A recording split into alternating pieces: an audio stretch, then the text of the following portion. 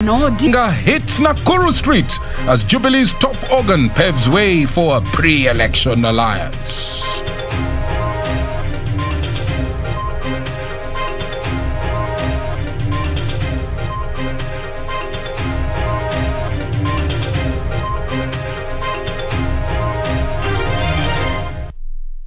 Thank you all for joining us from wherever you're watching us in Nairobi, Kenya. Welcome. Thank you once again at KBC Channel 1 News, the hashtag Prime Edition. My name is Purity Museo and Susan Thuku is our sign language interpreter tonight. And my name is Mboya. Let's now get started. And 6 police officers linked to the murder of 2 brothers in KIANJOKOMA, Embu County, will remain in custody for 14 more days to allow police conclude investigations. The court granted the orders, claiming the matter had attracted huge public interest and there was a need to ensure investigations are carried out thoroughly. Law Society of Kenya President Nelson Havi, on behalf of the victims' family, called on the government to review the night to dawn curfew, arguing it was leading to extrajudicial injustices. Milimani Law Courts Tuesday morning. In the dock are 6 police officers linked to the death of 2 brothers, Benson Gishu and Emmanuel Muturi. The 2 died in police custody after being arrested for flouting curfew laws. Corporal Consolata Njeri, Corporal Benson Mbudia, Constable Lilian Cherono, Constable Martin Wanyama, Constable Nicholas Sang, and Constable James Mwaneki were arraigned before Senior Principal Magistrate Daniel Ndungi. The 6 will remain in custody pending conclusion of the investigations. Bond and bail is denied for 14 days pending investigations. I allow the application as praised. The 6 respondents to be detained and remanded at Capitol Hill Police Station, Nairobi for 14 days. We be back from today to enable the investigation to be completed and to be conducted and completed. Law Society of Kenya President Nelson Havi claiming the night curfew was inconsiderate, counterproductive, and an avenue for rogue police officers to met violence on Kenyans. This curfew, a curfew that has been used to kill many Kenyans, has no foundation in law. None whatsoever. We do not require this curfew. Corona is not nocturnal. It does not thrive in darkness. There is genuine fear that this curfew is a precursor towards things that are intended to happen next year during the election. The officers who have been suspended from duty will be held at the Capitol Hill Police Station until August the 31st. The quest for justice for the 2 KIANJOKOMA brothers, that is Benson Gishu and Emmanuel Muturi, has slowly but surely begun, with IPOA, Inspector General of Police, and the Director of Public Prosecution giving the green light for the prosecution of the 6 police officers. Kenyans calling on relevant authorities to ensure police do not use excessive force while executing their mandate. Meanwhile, the prime suspect in the murder of 4 bikers at Kitengela, Kajiado County, will be held at Kitengela Police Station for 10 more days to allow police wrap up investigations. Benson Melonyi Olemungai was arrested on Monday evening by DCI officers based in Kitengela and arraigned at the Kitengela Law Courts. He allegedly orchestrated the murder of Frederick Mureithi Wanjiru, Victor Mwangi Wanjiru, Mike George Oduso, and Nicholas Chengo Musa. The 4, 2 of whom are brothers, were killed on August the 8th by a mob from Ekamuriaki village on allegations that they were livestock thieves. His senior sub-county police commander Charles Sepkonga said investigations have since revealed the 4 were not thieves and police are pursuing crucial leads that will facilitate arrest of more suspects. Ofisi ya DCI ndio inachunguza hiyo kesi na kuna wengine pia ambao bado tunawafuatilia ambao walihusika na kuuawa na hao vijana. For Prime Edition, I'm Ben Troinjue. Deeply disturbing reports opening our coverage tonight. But let's shift gears and move into the political space. The One Kenya Alliance, OKA, retreat turned out to be an anticlimax after the 4 core principals failed to name the coalition's flag bearer in the 2022 general poll. The alliance members, however, pledged to field a candidate in the next year's general election from one of their own, despite emerging differences. In a statement read by Ford Kenya Secretary General Richard Onyonka, the AUCA said it would announce its presidential candidate in due course. Onyonka, while calling for patience, said that they were working on their manifestos and alliance structures before taking a decisive action. A section of leaders attending the meeting called on the alliance partners to stick together and set their eyes on their throne.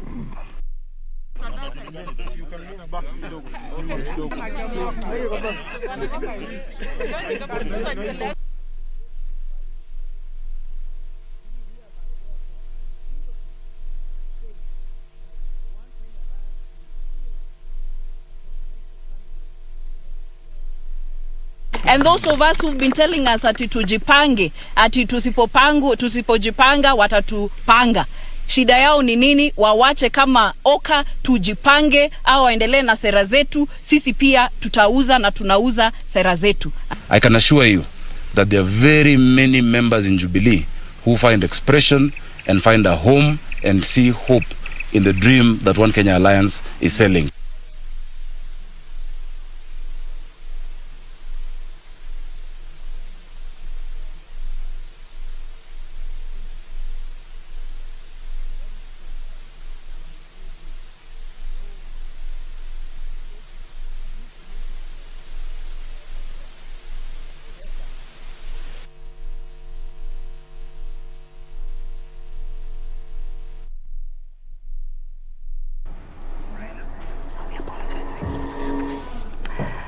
Right, let's now have a look at another report. The Orange Democratic Movement leader Raila Odinga has now begun hitting the road after unveiling what he termed his 2022 roadmap to State House. Speaking while on a tour of Nakuru County, Raila, accompanied by dozens of leaders, including a number from the Jubilee, urged Kenyans to unite, focus and help build a prosperous nation. ODM leader Raila Odinga was on Tuesday in Nakuru to launch his 2022 strategic plan dubbed Azimio la Umoja, saying his plan is aimed at uniting the country ahead of the 2022 general election. We must recommit to a leadership that continues with the spirit of good neighborliness and Pan-Africanism, not one that undermines it. Raila, in the company of a dozen of political leaders, said his mission is to unite Kenya and have the nation pull in one direction. Hii ndio taifa tunataka kujenga, lakini hiyo hatuwezi kujenga kama hakuna umoja. Hatutaki kuleta vita baina ya matajiri na mafukara. According to the ODM leader, his plans offer a table where Kenyans of diverse backgrounds can dialogue and embark on a systematic and transparent search for solutions as equal stakeholders. Mimi mwenyewe ni engineer. Si mimi ni engineer? Kwa wale wengine wanabweka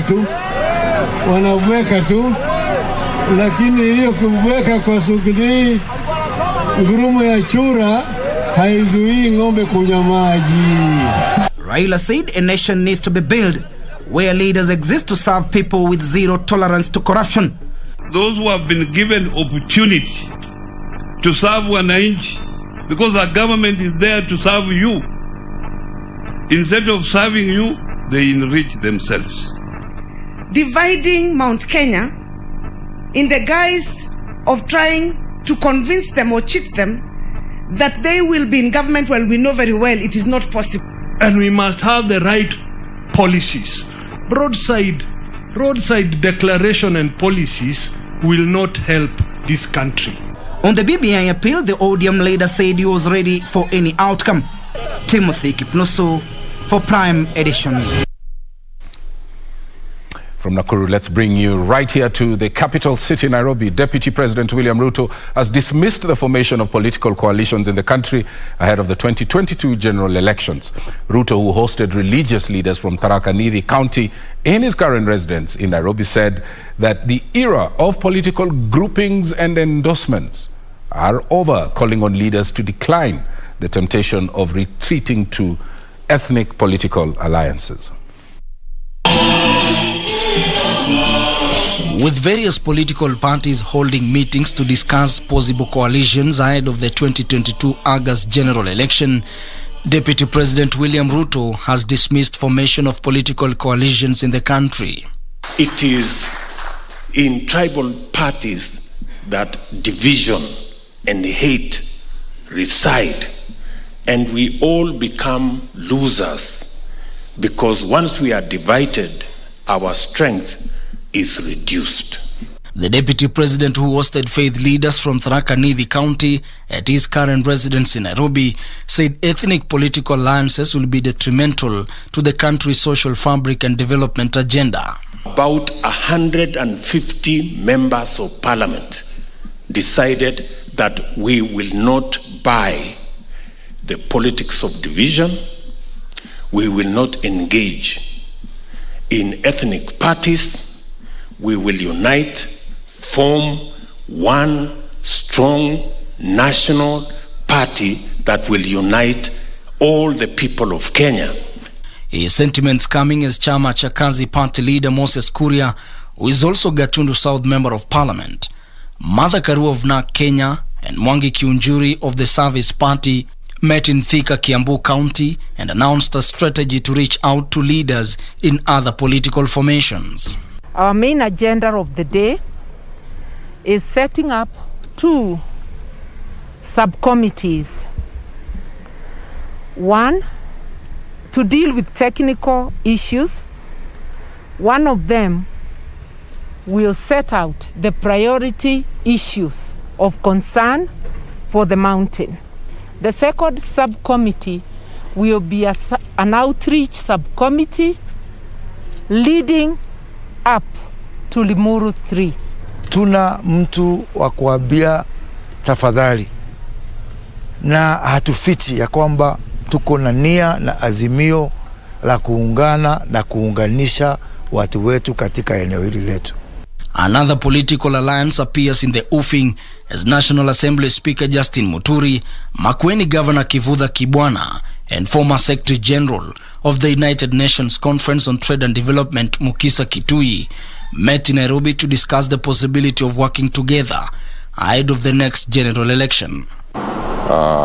We have a long history with the Speaker since, was it the 80s?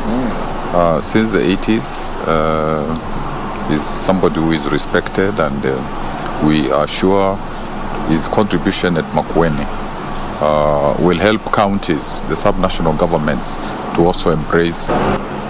What is important is to, first of all, appreciate that we all belong here, and we all have contributions to make to the well-being of this country. And we have a long history of working together, the 3 of us, and many others. It doesn't mean that there's an alliance in the open, but it's an adult responsibility about public leaders that we can hear from each other our sense of what's happening in our country. That does not prevent or announce the formation of an alliance. Prime Edition. Away from politics to COVID-19 update in the country, 1,488 people have tested positive for COVID-19 from a sample size of 9,773 tested in the last 24 hours. 1,442 are Kenyans, while 46 are foreigners, according to the Ministry of Health.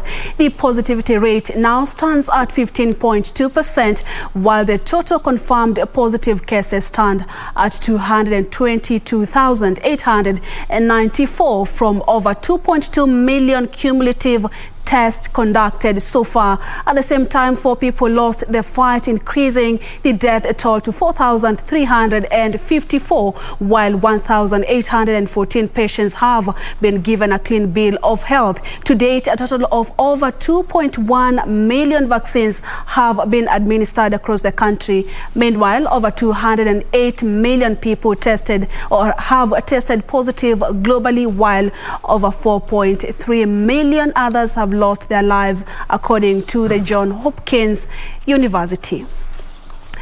To education matters, or rather to other news, the government is raising concerns over the low number of students submitting choices for university placement, blaming a section of schools for failing to submit the same on time. This as it emerged that out of the 10,437 secondary schools that were registered at the Kenya Certificate of Secondary Education Examination Centers in 2020, only 2,506 submitted their candidates' university choices. Meanwhile, 265,145 students will pursue degree and technical as well as vocational education and training courses in the 2021 to 2022 cycle under the government-sponsored program, according to the Kenya Universities and College Center Placement Service.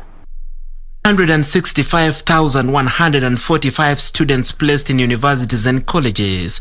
137,072 will pursue TVET courses and 128,073 degree programs.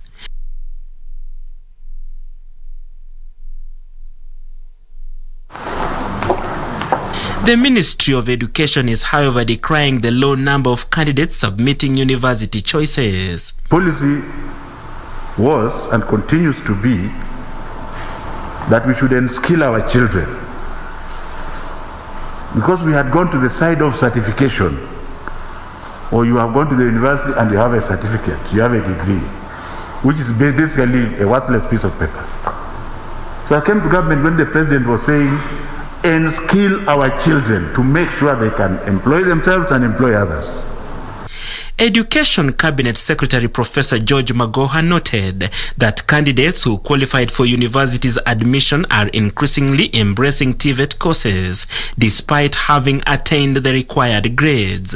I must be very proud to say that now the so-called C+ and above who everybody thinks should go to university, a sizable number of them, including those with A's and A- and B+, are choosing to go to technical colleges by choice. According to a study by the Ministry of Education, more students have enrolled in TVET as they seek technical skills to become innovators. This TVET thing, any government that wants to survive the turbulent waters of impatient youth must form a ministry that trains and equip young people with skills that are relevant in the market today. And what are our relevant skills? We are a developing country. Meanwhile, the Kenya Universities and Colleges Central Placement Service will conduct the inter-institution transfer process online between September 1st and September 30th this year. Students can verify the course applied for and college placement by sending their KCSE index number to 20842.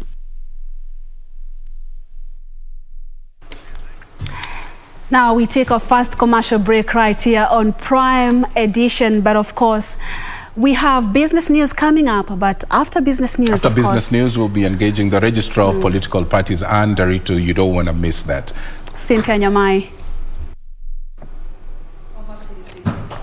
Thank you, Purity and Tom. And now to business, where Equity Group saw its net profit soaring the first half of 6 months of this year, that doubled to 14.4 billion shillings when compared to what the lender made during a similar period last year. The profit mainly driven by total interest income that increased 21.6% to 30.7 billion shillings and a 22.33% reduction in total operating expenses to 19.33 billion shillings. Despite an increase in non-performing loans in the banking industry, Equity Group increased the net loans and advances during the first 6 months of this year to 332.8 billion shillings from 293.7 billion shillings during a similar period last year.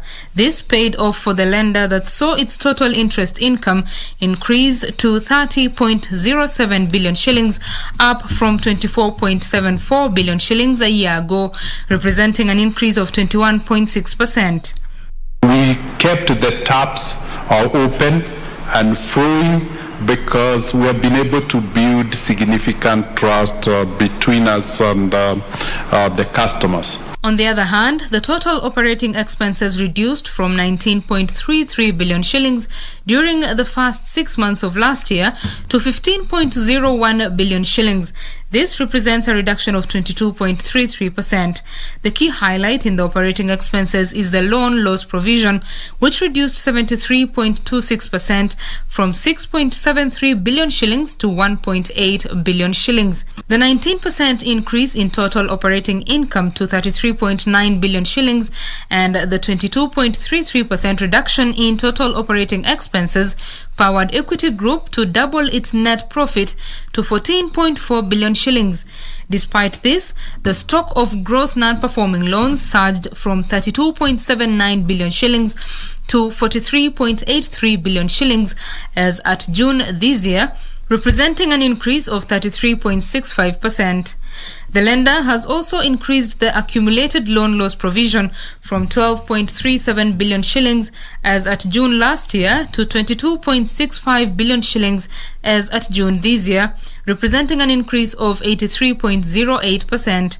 The value of digital transactions increased 111.3% to 2.5 trillion shillings, while traditional channels like branches and ATMs facilitated transactions worth 1.37 trillion shillings, representing a growth of 24%.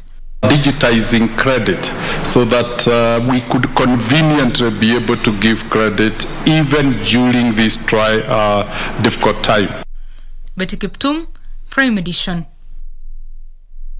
Laikipia County government has sealed a deal with Stanbic Bank that involves providing funding as well as technical training of entrepreneurs in manufacturing and agribusiness. Area Governor Ruto says the collaboration will help empower residents with digital skills. The deal between Laikipia County government and Stanbic Bank will see residents getting digital training in governance and entrepreneurship with a target of creating at least 8,000 jobs annually. We are supporting around 1,400 small businesses in the Laikipia Innovation and Enterprise Program. We are particularly interested in manufacturing as well as irrigated agriculture. We are supporting these businesses with access to markets, supporting them with engineering. Competence that they require to do their jobs. Secondly, in terms of opening marketing opportunities for them to create new markets and grow their businesses. And then thirdly, provide financing. The lender also, through the Microsoft and Africa Center for Women in ICT, hopes to reach women, youth and different abled persons to help them access markets for their wares as well as entrepreneurship training. We want to focus on training the youth in terms of giving them skills that are required. Secondly, training the women in terms of what is required. And then also focusing on SMEs in particular and cooperatives and agriculture.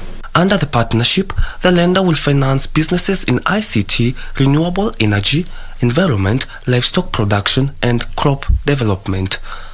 For Prime Edition, I'm Brian Munywoki. Well, at least 1.9 billion shillings is required to complete construction of the Ronald Ngala Utali College. The project, that is currently 60% complete, missed its completion deadline of 2019 amid delays attributed to, among others, fund disbursement.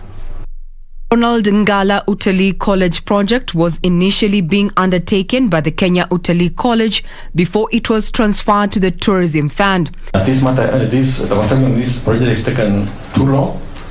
It is a very important project, not just for this area, that's the coast, but also for the whole country.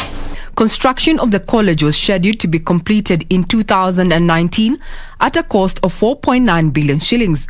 However, its completion did not meet the deadline of 2019 due to several factors, including delays in disbursement of funds to finance the construction. In the contracts, based on the laws passed by Parliament, Cap 525 and I think 523, it is almost impossible to run away from the penalties and interest, in as much as they are, that high.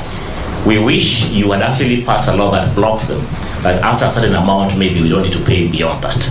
But however, as it is now, we really, even if they took us to court, we'll have to pay. The National Assembly Implementation Committee has threatened to blacklist the contractors. Because it will be tragic for this project to stall. It will be a great loss considering the resources that have been put in place. So I think the most important thing is that it should be completed, but at the same time, whoever has been paid beyond what they deserve, then definitely will ask for a refund and also blacklisting of those people involved. But it's not personal. The college, being built on a 40-acre plot, is a multifaceted tourism institution which would train personnel for the hospitality industry in Kenya. Legislators are calling for the fast-tracking of the project to avert further costs to the taxpayers. Well, that's it from the business desk, but sports is coming up shortly after the break.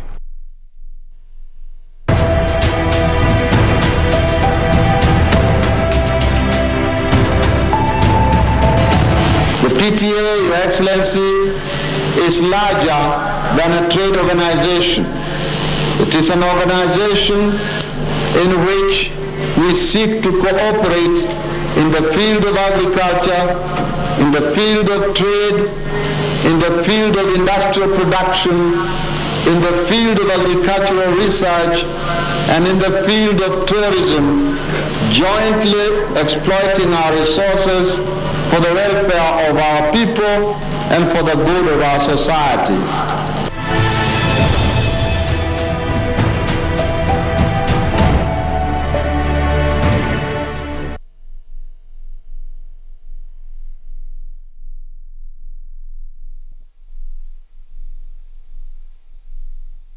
Ili kupata skiza tune ya Tabasamu ni bure. Bonyeza *811 *965 hash. Maneno matamu humfanya mtu atabasamu ghafla, na pia mawazo mema huzifanya hali zitabasamu mbele yako ghafla. Hali ngumu zikawa nyepesi, hali tete zikatamanika. Ila unaponuna pia hali zinanuna. Hebu jifunze kutabasamu. Kupata skiza tune ya Tabasamu ni bure. Bonyeza *811 *965 hash. *811 *965 hash.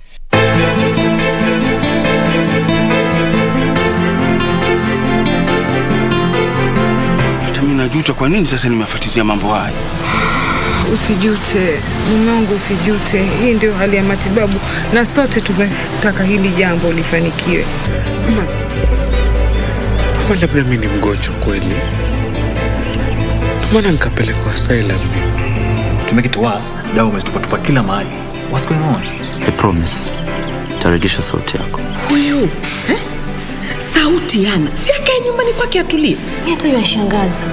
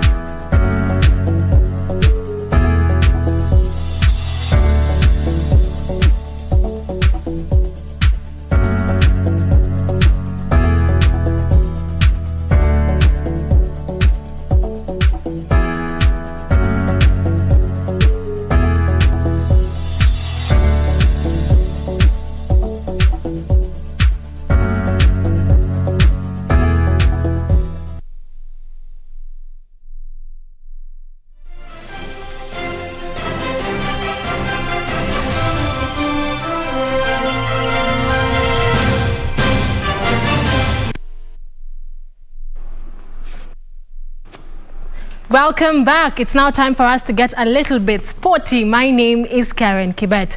Now, the world 800-meter record holder David Rudisha has urged Kenyan junior athletes to beat all odds and prosper in this year's World Under-20 Championship that will start tomorrow at the Kasarani Stadium. Kenya will be represented by 44 athletes in the global showpiece. It will be a do or die for the Kenyan team in this year's edition of the World Under-20 as the country brags of having a strong squad that will be competing at home soil. The Kenyan contingent has been inspired by World 800 meters record holder David Rudisha, who once featured in the World Under-20 in his heydays. Of these championships and his determination for Kenyan athletics to continue to prosper on the global scene, and that's important because the next 4 years are unprecedented years for our sport. It's the way, I guess, the calendar has come together under these difficult circumstances. I want to thank the government of the Republic of Kenya for giving us the trust to organize this and for giving us the support that we needed to organize this event so that you can all come here and enjoy as we continue. Athletics is about the passion.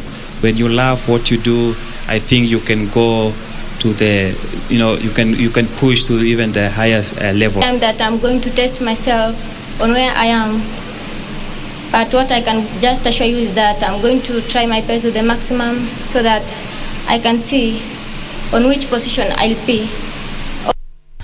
Kenya will be represented by 44 athletes in this year's edition that has attracted over 1,000 athletes from close to 119 nations. Frederick Mwoki for Prime Edition.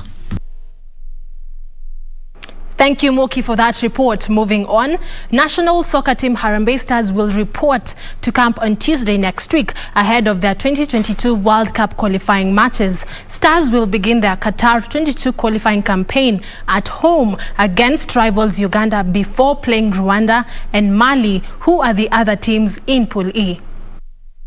National soccer team Harambee Stars will kick off their 2022 World Cup qualifiers with a home game against regional rivals Uganda on the 1st September, just a week after reporting to camp.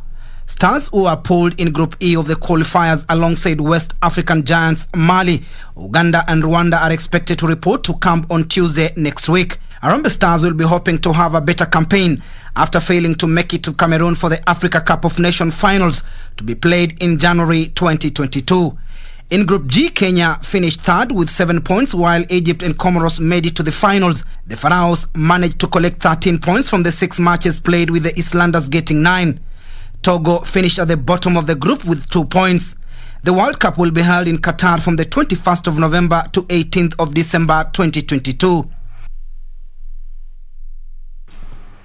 Riders of the Great African Cycling Safari are now confident that they will indeed complete their journey in 55 days, spreading the word of peace and unity across the East African community. The riders, who have defied the odds to overcome the COVID-19 pandemic in their desire to spread the word of peace, have so far covered 1,600 kilometers and more than 3 counties in Kenya, and were lately in Uasin Gishu County on their way to Malaba. The cyclists, who are drawn from Uganda, Kenya, Tanzania, Burundi, DRC, Ethiopia, South Sudan and Rwanda, are convinced that with the progress they have made, they will indeed cover the distance of 6,000 kilometers in 55 days. The 2021 tour was flagged off on 1st August in Dar es Salaam. Sing, one people, one destiny is the reason we are riding. We are riding to create awareness about the East African community. We are riding, ESC, if you walk around, ESC is only in the offices. People in suits are the ones who know what the ESC is, East African community. But if you go out there, nobody knows about it.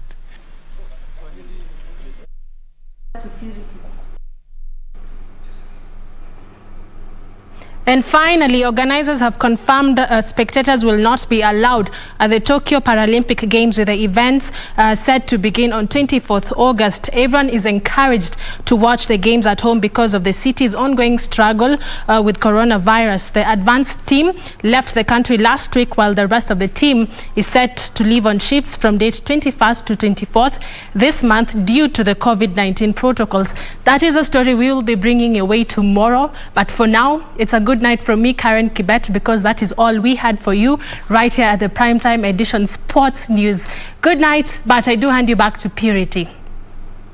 Thank you so much, Karen Kibet, for the sports update. And of course, Mboya is coming up next with the one-on-one interview and the Ruto registrar of political parties. I want to leave you in his able hands. I'm Purity Museo. Susan Thuku has been assigned language interpreter tonight. Do join Tom with that conversation at KBC Channel 1 News, the hashtag Prime Edition. We are live on all our social media platforms. You can engage us as well. Enjoy the rest of our programming.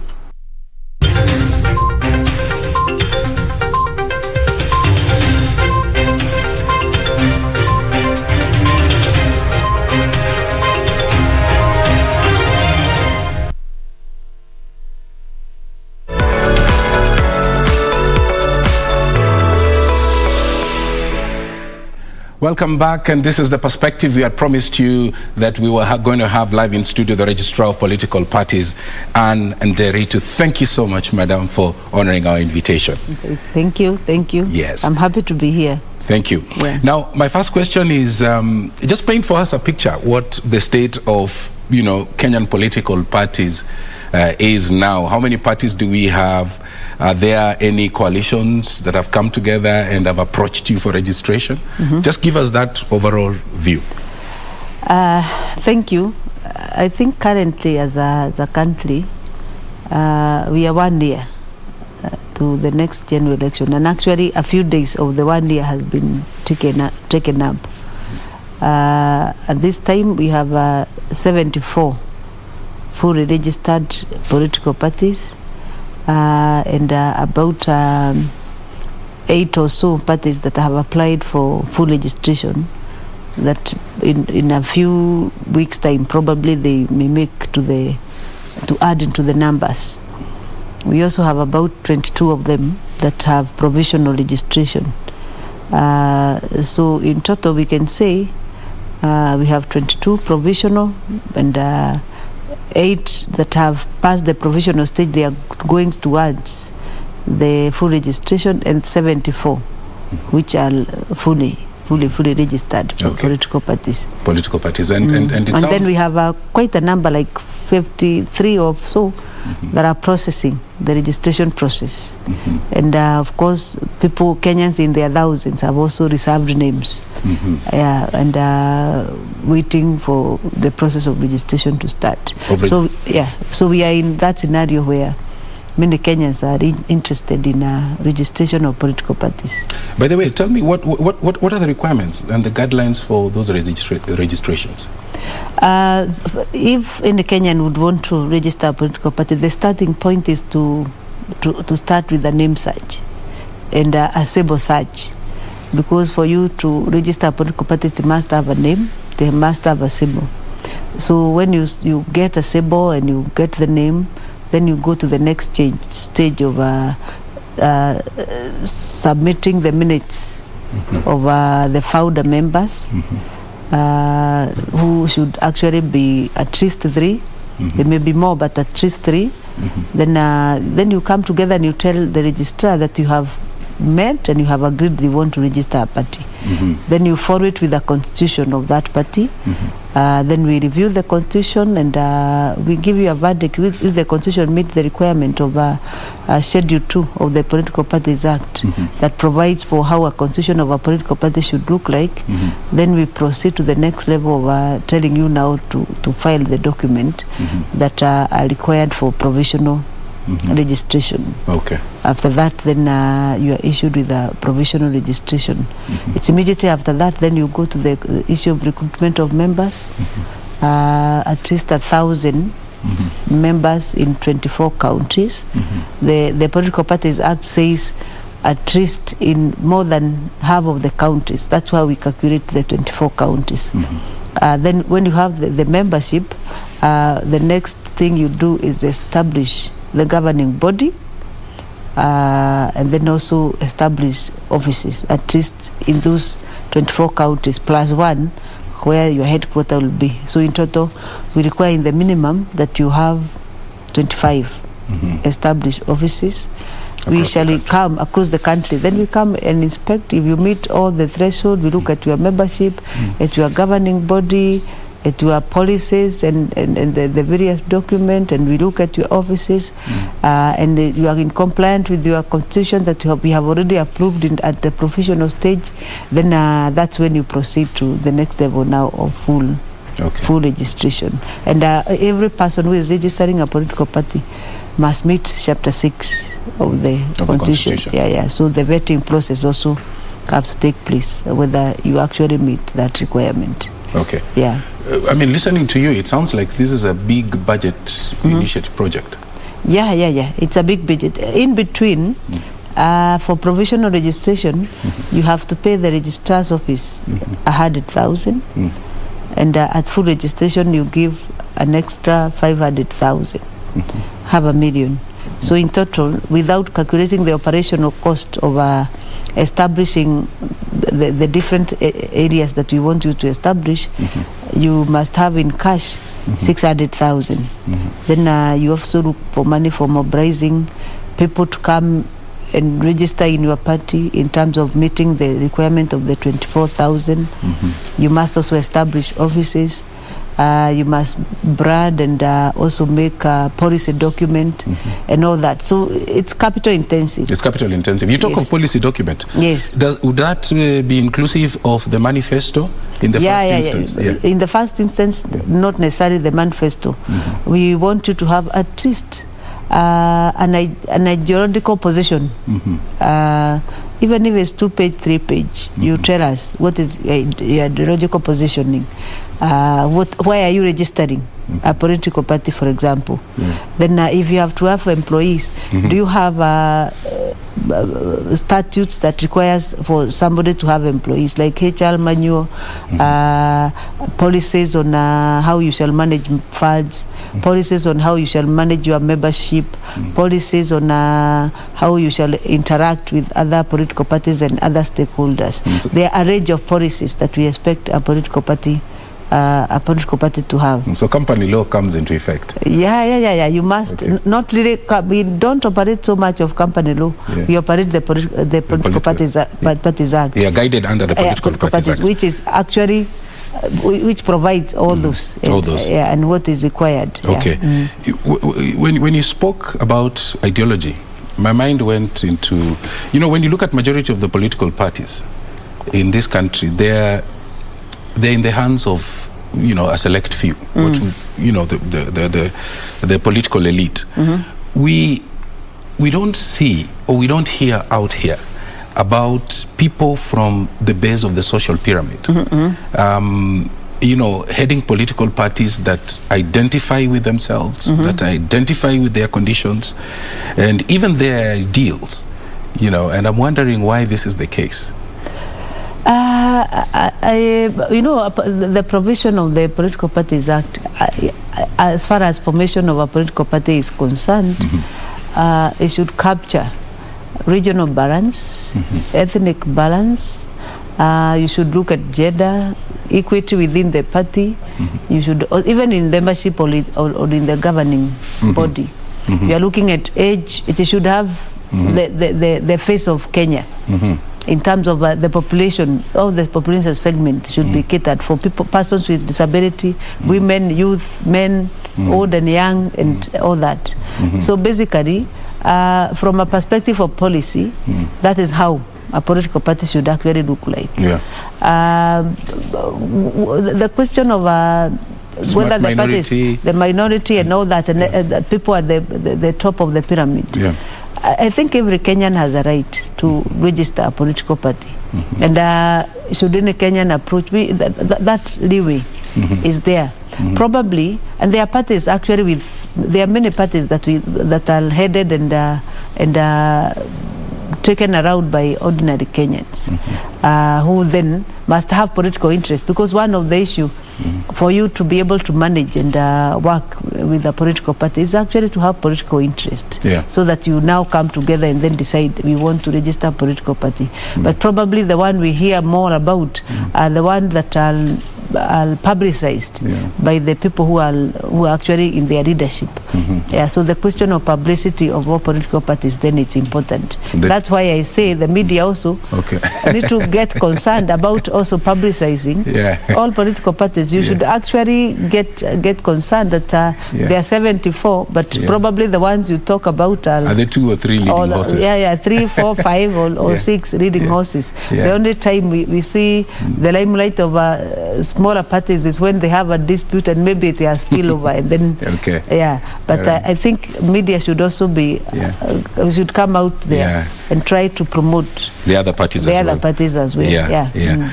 Okay, let's go to those advanced societies where people just don't elect individuals. Okay, they vote on the basis of some kind of ideology that is being advanced by a political party. But you are in this space and you're interacting a lot with political parties. Is this something that you turn around in your mind when you think about our systems here locally?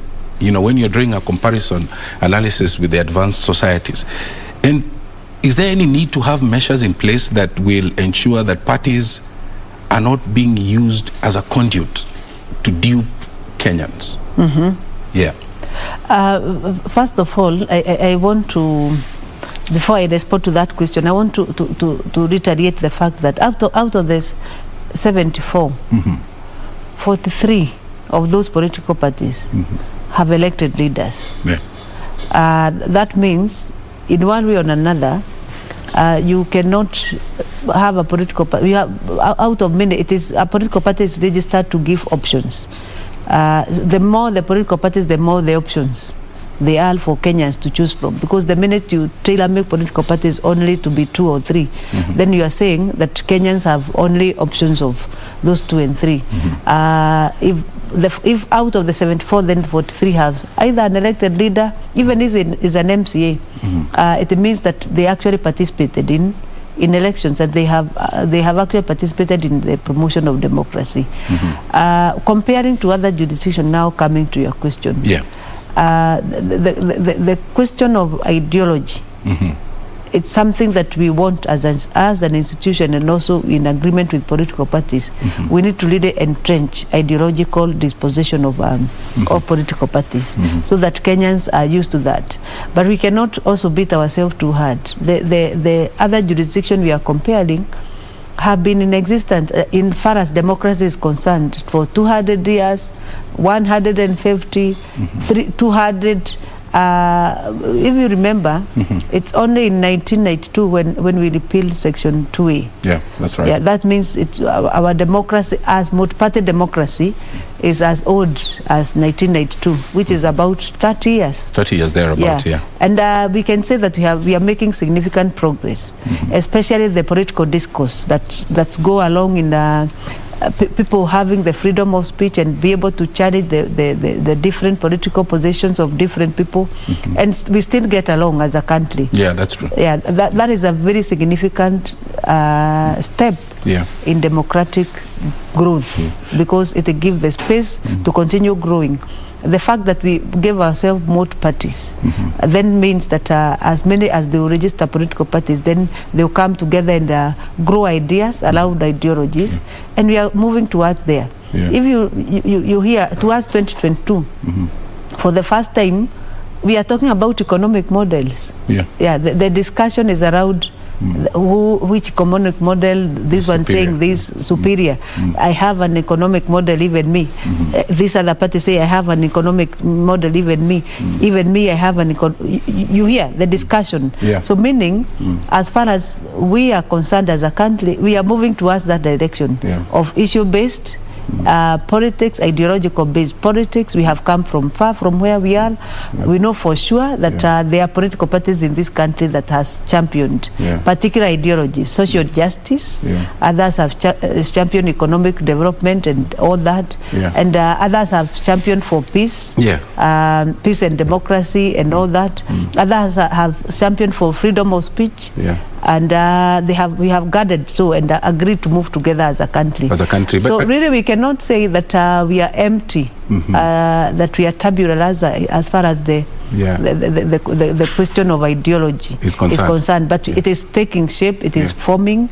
We are moving towards that direction so that we concretize our gains, the gains that we have made for the last 30 years. You could be right that these are early days for issue-based politics. But even inside those conversations, you will hear the politicians themselves referring to themselves as tribal chiefs.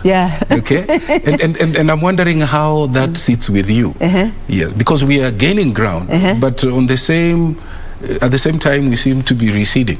You know, so how do you ensure that we reconcile those two? You know, the reconciliation of the two lies with the citizen. Because it's the citizens, you know, the Constitution of Kenya give power to the people. We the people.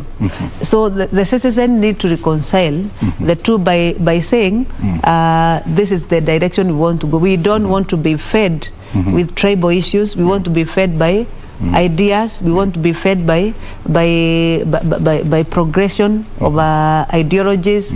We want to be fed by what shall happen to us after an election and so forth.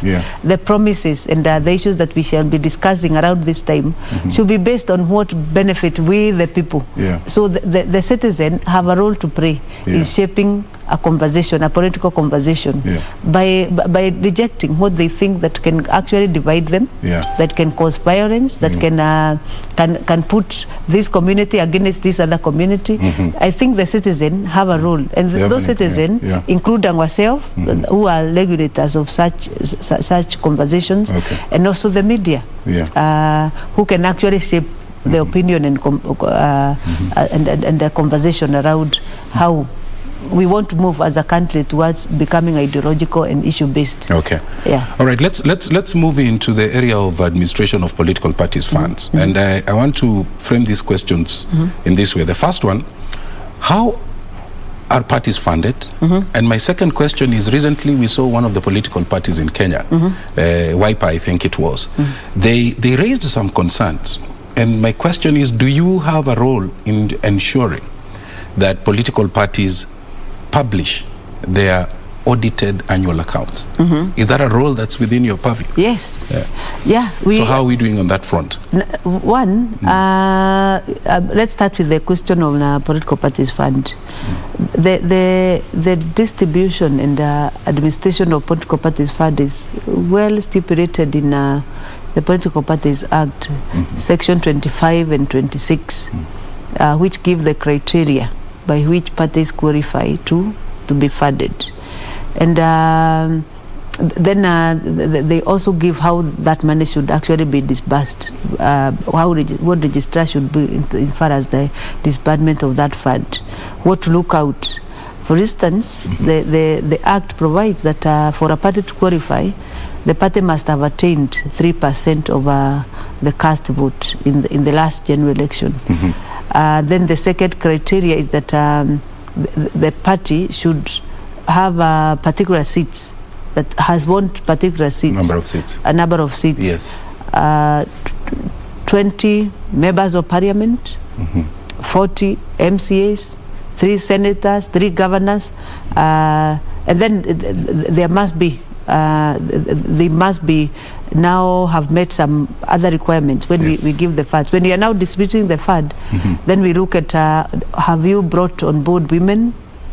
As your party have elected youth, persons with disability? We look at what is called special interest groups.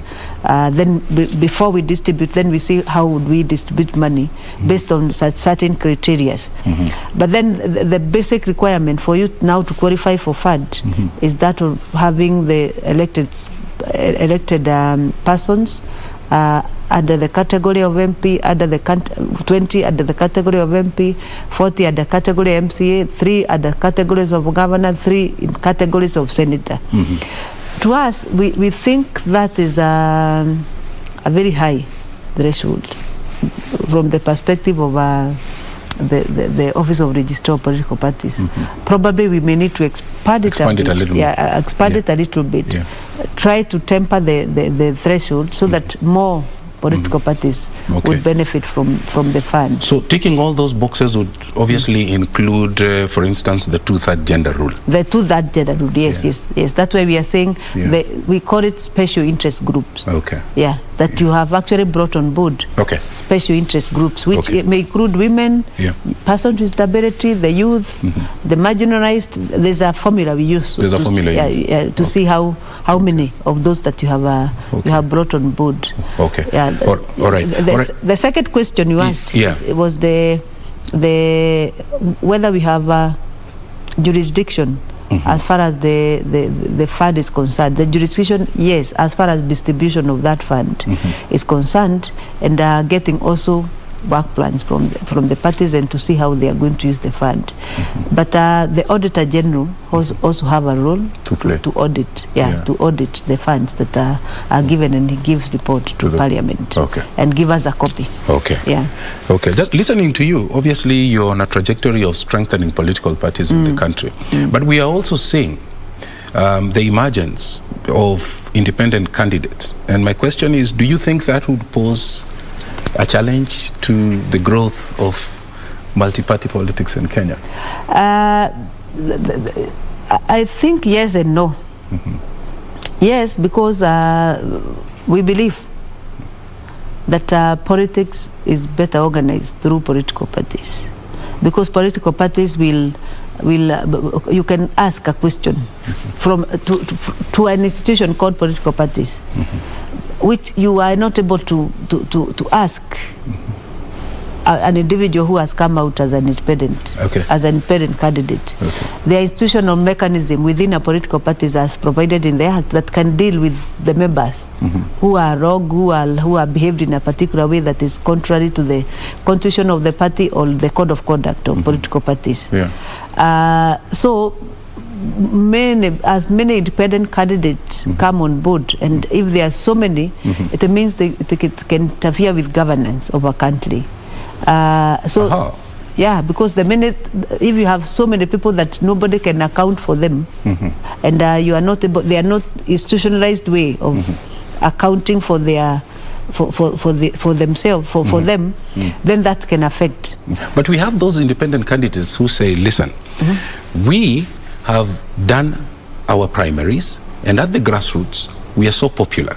But when they arrive, for example, from far-flung areas to Nairobi to go and pick their certificates, then their parent parties have other strategic interests.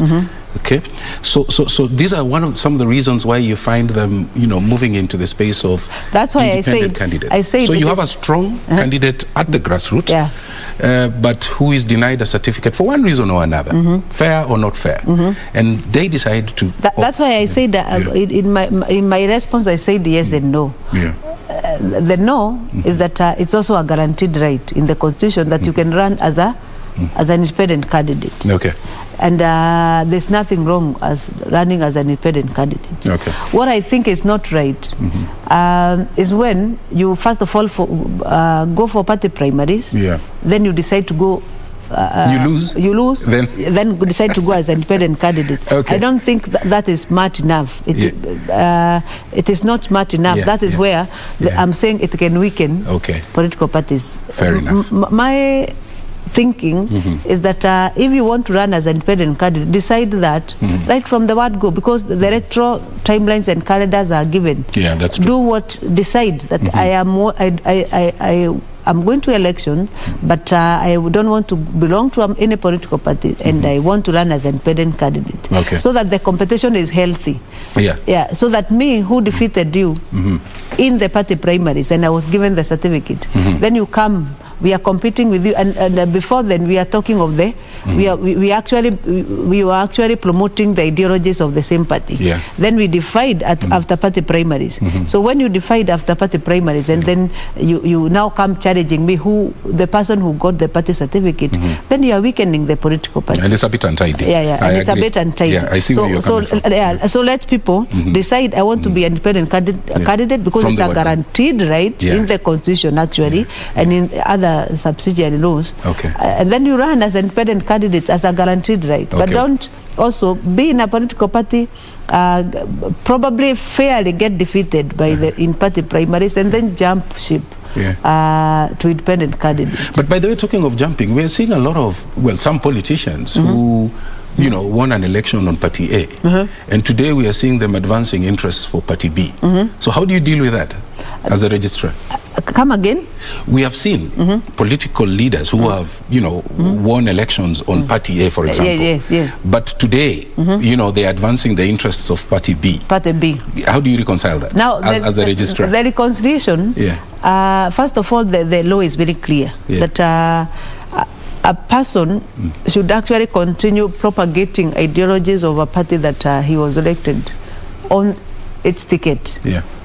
But we have seen publicly, and we cannot deny that fact.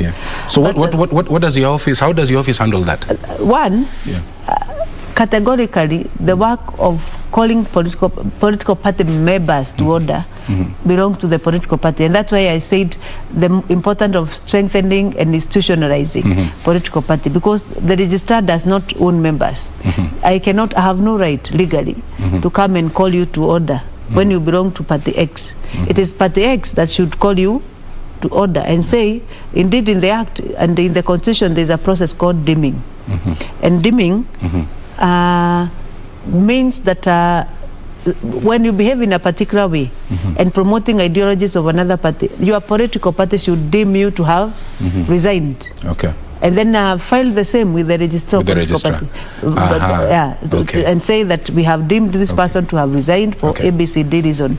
And then the process of removing that person either as a member or at whichever other area that the Act provides can be initiated. But as far as the members are concerned, they actually belong to the political parties. And strengthening political parties will help them to be able to deal through the internal dispute resolution mechanism. There are some people who have, you wake up, you find yourself fraudulently registered in a political party that you don't even belong to. I know there is something about data protection. But does your office have a role to verify and make public available list of all members within political parties? And a month ago or so we did that. And Kenyans inspected the register on a pilot basis. And for about 14 days or so, and we were able to hear all the complaints that came as a result of that. Clearly, as Section 4 of the political parties provide, is that the registrar is the custodian of the register of membership register of political parties. But probably we are the only institution that keep a register that we do not make. I know there could be others, but I think we keep a register that the origin and the owners of the register are political parties. But we have a responsibility, as you have said, making it publicly available and allowing verification of the same. And after the pilot that we did that particular time, we came together, the Office of Registrar and political parties themselves, to address the concerns that were raised. And we agreed, any Kenyan who really felt aggrieved to have belonged to another political party has a right to resign. And as many as wrote objections, we are acting on them. Majority of them we have actually acted. Some of them objected to the data commissioner. The data commission, we held a meeting with the data commissioner and agreed how to go about it, so that Kenyans who really do not want to belong to a particular political party, then they are removed because it's their right to belong or not to belong, depending that. Going forward, we also agreed. And make that your final comment. Yes. Going forward, we also agreed that we are going to make a system, the e-citizen platform, the one we had come up with, we still maintain that, but add more for the purpose of making it publicly available and for purposes of verification, so that Kenyans, you are able to check your own data, and then after that, if you think that you're in the right party, then you are comfortable. If you are not, we are saying we give the option of Kenyans resigning and leaving the party that you do not want to belong. But how would you resign? How would you resign when, in the first instance, you are not even voluntarily a member of that party? We are giving you opting out. What we may call in data protection opting out. You are opting out of a system probably you don't want to belong. But the issue of whether you actually, that is the word of Kenyans against the political parties that registered them. You cannot really say that Kenyans are in those parties and they never registered. That is a thing you can only prove in a court. Gray area, It's a gray area. Because if some Kenyans actually registered, and because they registered in outfit that later merged.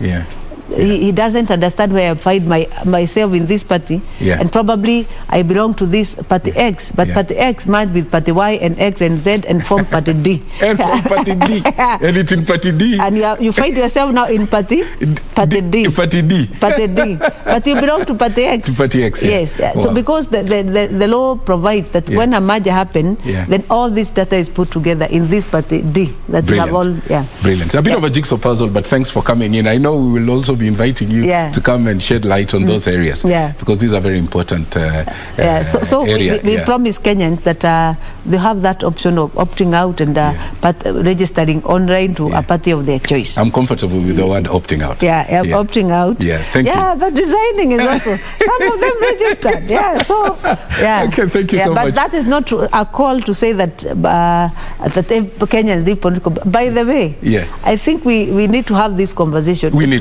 It's very important I know, for Kenyans to belong to political parties. That's right. So and I hope you'll be open to another invitation, so that we just come and Kenyans should actually Kenyans should actually feel comfortable to belong to political parties, and political parties should be supported so that through their membership they're able to propagate their ideologies.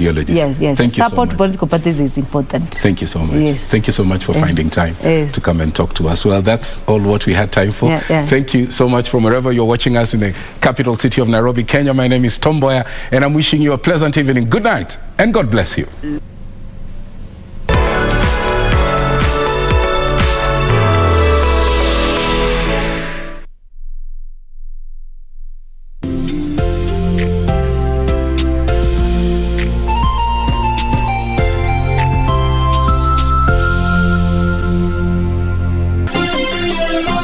Vera Beauty College.